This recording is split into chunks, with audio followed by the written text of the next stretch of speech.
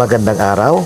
Ngayon, ituturo ko sa inyo kung paano magkakabit at maglagay ng post-it sticker ng madali at tama.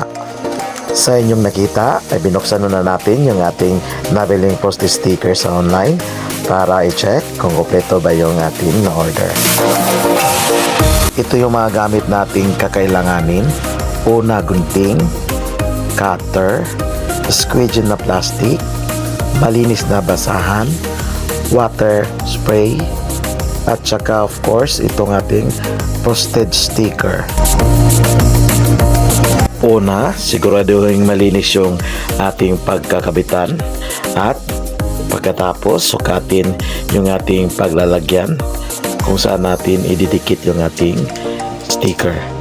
Nakalimutan ko palang banggatin itong ating measuring tape para panukat sa ating postage sticker.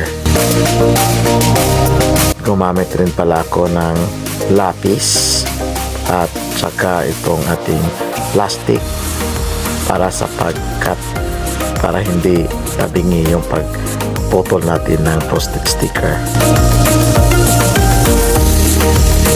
Bago tayo magdikit ng ating postage sticker, make it sure na nalinisan na yung ating paglalagyan at natanggal na yung mga dumi at saka grasa at alikabok para tumikit itong ating ikakabit na postage sticker. Tanggalin yung cellophane ng postage sticker bago natin ikabit at sprayhan natin ng kunting tubig na may sabon at ayusin at iposisyon ng tama bago natin pahiran ng squeegee na plastic.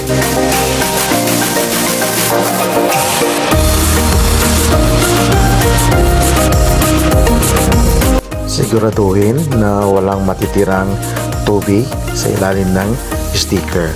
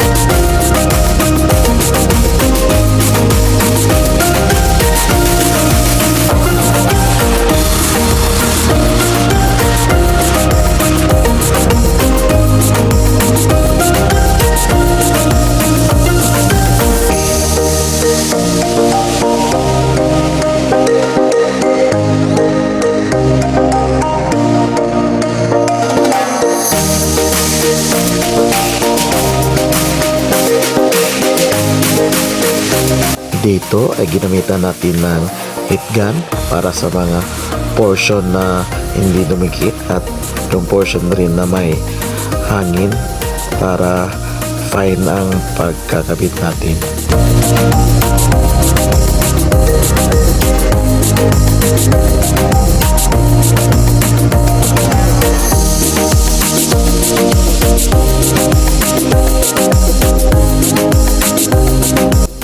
Ito na po yung last part ng ating pagkakabitan. Bali, ito po yung design para maganda naman tingnan yung ating ikinabit na postage sticker. So, ito yung aking naisipan na design kasi simple lang at elegante naman tingnan. So, nasa sa inyo kung ano yung design na gusto ninyo.